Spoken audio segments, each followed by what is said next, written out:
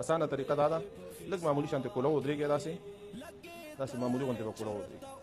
دا کوله ودرېدو لاجک دا دی که تاسو داسې ودرېږئ د احرام وتړو دې کې بیا سړی قدم نشي اخیستی. نو لږ معمولي چې کوله ودرېږئ زه په دې طریقې سره احرام تړم. ټیک شو؟ دا معمولي دا ښي لاس ته چې کوم پلس کې دی زما په لاس کې دا زه لنډ ونیسم او دا ګس لاس ته چې کوم دی دا اوږه دي دا دلته داسې کوم. ټیک شو که نه؟ دې ځای نه به ونیسئ داسې لږ توکې ستاسو پرده دلته پرده هغه راغله. دا د احرام طریقه شوه. دلته ورته لاس کېدی راښکلې دلته ورته لاس کېدی دا مو ته کېښوستو لاس دلته یې راټول دا هم دویمه پرده راغله. صحیح شو؟ دلته یې ورکې دا هم راټول کړو داسې د احرام وتړلی شو. اوس د دې احرام یو دغه دا دی که تاسو پرې د پاسه بیلټ نم تړئ نو انشاءالله دا به غورځېږي نه. او دې کې دا دی چې ستاسو قدم به څه وي اسان به وي. دلته بیا خپې نه نښلي. ټیک شو که نه؟ د لاندې احرام طریقو تړلو طریقه دغه شوه.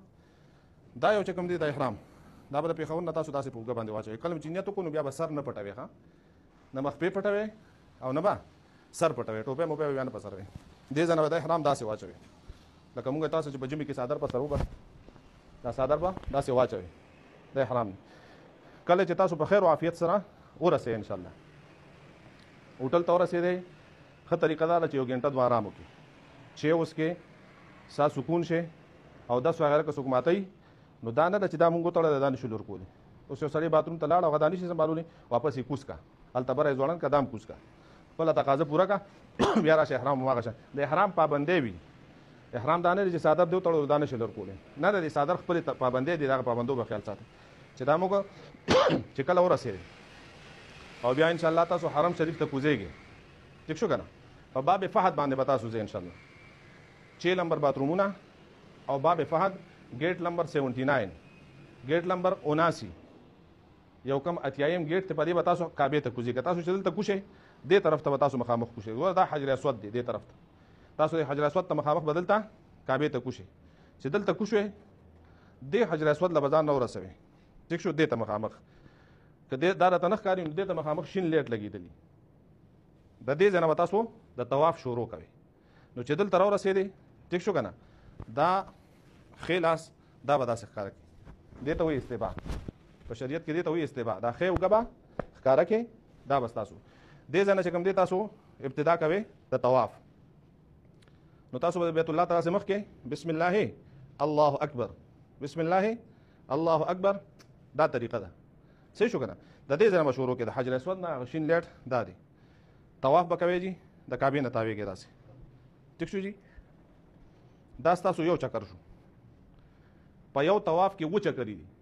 یو پېره چې دلته چې راورسېدی دا رکن یماني دی دا حجر اسود دی او دې سره دا ګوټ چې کوم دی دې ته رکن یماني وایي. په دې ځای کې چې تاسو کوم ذکر چاله ورځي سبحان الله والحمد لله ولا اله الا الله والله اکبر یا دعاګانې چې د چا څه ضرورت وي بهتره دا چې هغه دعاګانې وي.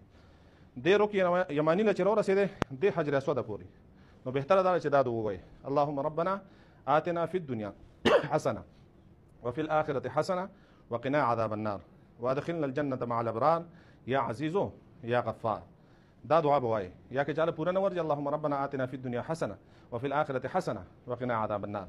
د دې رکن یماني او د حجر اسود په منځ کې چې دا کوم دا ځای دی دلته دا دعا کوي چې دلته راورسې سینه به داسې نه اړوي ښه ځکه علما لیکي چې سینه دې ورته واړوله او داسې استلام دې وکړو او په دې کې د یو قدم دوه واغېستو نو قدم په طواف کې نه دغه کېږي حسابېږي.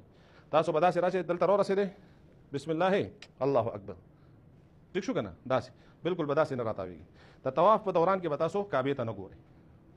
طواف په دوران کې به تاسو کعبې ته نه ګورئ. بس څنګه چې په مانځه کې د طواف حکم د مانځه دی په مانځه کې سړی یو خوا بل خوا نه ګوري نو څنګه چې په مانځه کې تاسو یو خوا بل خوا نه ګورئ نو طواف په دوران کې هم تاسو لاندې روان دي ذکر به کوئ او د کعبې نه به تاویږي. دا 2 چکر چې کله پوره کړي انشاءالله او په دې 3 چکرو کې بهتره دا ده شریعت کې دې ته وایي رمل معمولي غوندې پهلواني. دې ځای نه چې تاسو کله شروع کوئ نو 3 چکرې لومبۍ چې کومې دي که چېرې رش نه وي تاسو لاړئ او په مطاف کې لاندې رش نشته او موقع ملاویږي نو دلته معمولي تاسو په دې طریقې سره دې ته رمل وایي چې بل مسلمان ته تکلیف هم ني او دې طریقې سره د لومبۍ 3 چکرې به داسې وخېږي معمولي غوندې تیز تګ او د پهلوانانو په شان د لاسونه وهل.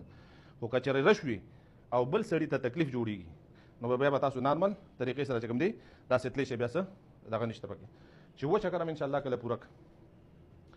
دې ته وایي دا ځای مقام ابراهیم. دلته ابراهیم علیه السلام د خپو هغه نښې دي.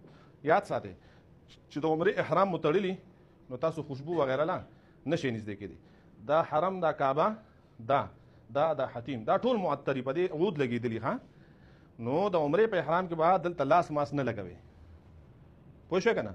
کعبې له، حتیم له، حجر اسود له، رکن یماني له، دې ځایونو به لاسونه نه وروړئ، په دې باندې عود لګېدلي، خوشبو پې لګېدلي. نو دې نه به ځان ساتئ. چې کله هم طواف پوره کړو بیا به دلته راشئ مقام ابراهیم ته. دې ځای کې وګورئ که چاته ځای درته میلاویږي او چاته تکلیف نو نو بهتره دا ده چې دلته تاسو 2 رکعته د طواف واجب چې کوم نفل دي ابه دې ځای کې وکړئ. 2 رکعته واجب نفل دي د طواف ابه دلته وکړئ. که دلته ځای نه وي نو په حرم شریف کې چې درته کوم ځای میلاو شو سهولت ویل ته به 2 رکعته نفل وکړئ. چې 2 رکعته نفل مو وکړه بیا هم دې شین ځای سره وګورئ. دا شین لیک چې لګېدلی دی نو دا صفا مروه ته تللی دی. دغه نښه د صفا مروه ده. د صفا مروه ته تلو نه مخکې کوشش وکړئ زمزم کینې او خړې روس کې سنت دي. طواف مو کو، نفل مو کو، بیا لاړ شئ زمزم خړې روس کې. نو چې زمزم موسکل نو بیا به تاسو راشئ صفا مروه ته. صفا مروه کې تاسو چې د کوم ځای نه شروع کوئ دې ته وایي صفا. 2 غونډې دي، یو صفا ده او بله مروه ده. تاسو چې د کوم ځای نه شروع کوئ دې ته وایي صفا. د صفا نه به تاسو شروع وکړئ. که چاله د قرآن دا آیات ورځي ان الصفا والمروه من شعائر الله فمن حج البيت او اعتمر فلا جناح عليه ان يطوف بهما ومن تطوع خيرا فان الله شاکر علیم. دا وایي که چاله نه ورځي نو چې کومه دعا د چا ضرورت وي او څومره دعاګانې کولی شي نو د صفا مروه په مابین کې دغه خپلې دعاګانې د ځان دپاره څه کوي غواړي دي. صفا نه شروع کوئ بهتره دا د کعبې طرف ته مخکې بسم الله الله اکبر او د صفا نه به شروع کړي. داخل است صفا ده چې تاسو د صفا نه شروع کړو مروه ته لاړئ نو دا یو چکر شو. یاد ساتئ خلک هلته غلطیږي. هغوی چې صفا ته لاړ شي مروه، صفا نه مروه ته بیا مروه نه بیا صفا ته لاړ شي وایي دا یو چکر شو. داسې نه دی ښه. 14 چکرې وایي.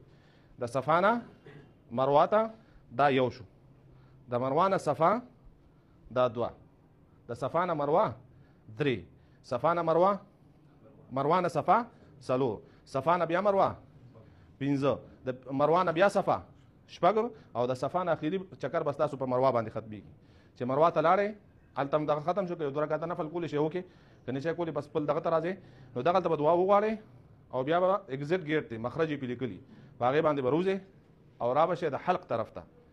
ټیک شو که نه؟ نو تر څوم چې سر نه خریلی، قصر مو نه کړي یا سر مو نه خریلی نو تاسو به څه نه کوئ کپړې به نه اچوئ. ښه که چا اکثر خلک دا غلطي کوي کمرې ته لاړ شي ولامبي سر یې نه خریلی ډایرکټ کپړې واچي بیا پې باندې دم لازم دی، بیا پې باندې دم لازمیږي. د دې صفا مروه منځ کې میلین احزرین ورته وایي شنه لیټونه لګېدلي دي. په دې شنو لیټونو په دې منځ کې چې کوم دی تاسو به څه کوئ دغلته به لږه شانتې منډه به واخلئ. ښه جي چې کله د شنو لیټونو لځئ نو دلته بیا څه کوئ دې شنو لیټونو سره به تاسو بیا منډه وخئ. حاجرې بي بي دلته څه کړې ده منډه والې ده. دا ټول د هغې عادات وو. هغه بچی چې پته کله پناه شو نو دی به منډه وواله کله صفا ته او کله مروه ته. نو دا الله ته خوښ شوي دي په حج او په عمره کې الله رب العزت داسې کړي دي لازمي ګرځولي دي. نو دا د عمرې احکامات دي.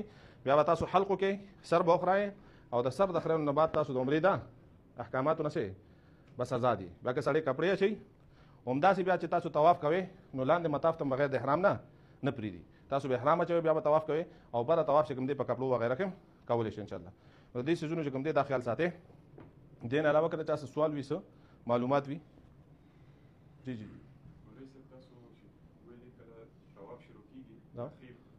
او خیر دا اخره پورې بهتر دا ده چې د 2 چکرو کې داسې شي په 3 کې هم که تاسو دا ښکاره ساتئ او په 3 نه بعد یې پټه کې نه هم ټیک ده.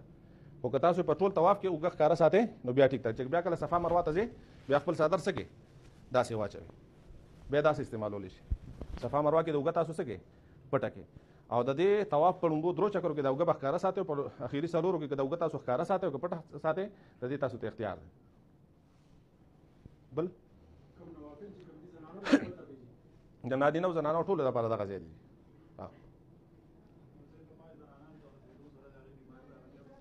او بعضې داسې وي زنانه دي که بیمار را بیمار شي چې کوم زنانه والا دغه دي نو هغې دپاره د دې ځنه چې د احرام نیت یې کړی دی د عمرې نیت یې کړی دی نو دا به د خپلې صفایۍ څه کوي انتظار کوي. که په دې ورځو کې دا صفا شوه ټیک شو که نه پاکه شوه نو دا به بیا احرام وتړي عمره به وکړي په دې باندې دم وغیره نشته دی بیا خو که چېرې په دې ټولو ورځو کې دا پاکه نشي او دې ته مکمل ونشي او دا به د حرم نه په بیمارۍ کې واپسین ته دې په بیمارۍ کې ده نو دا بیا علما لیکي چې دا به سره د دې بیمارۍ دا به حرم ته کوشي د ټول عمره احکامات به ادا کړي ټیک شو که نه او بیا به راشي سره د دې دا به بیا دم ورکوي ځکه بیا موقع نه میلاویږي که نه چې بالکل اخري ورځ د بیا هم سره نشته نو بیا به د شپې لاړې کوزه به شي د عمرې ټول احکامات به ادا کړي ټیک شو که نه او را به شي بیا به څه وکړي د راتګ نه مخکې په حدود حرم کې به دم ورکوي دا یو خبره یاد ساتئ موږ چې څومره سفر وشوي نو په دې کې زمونږ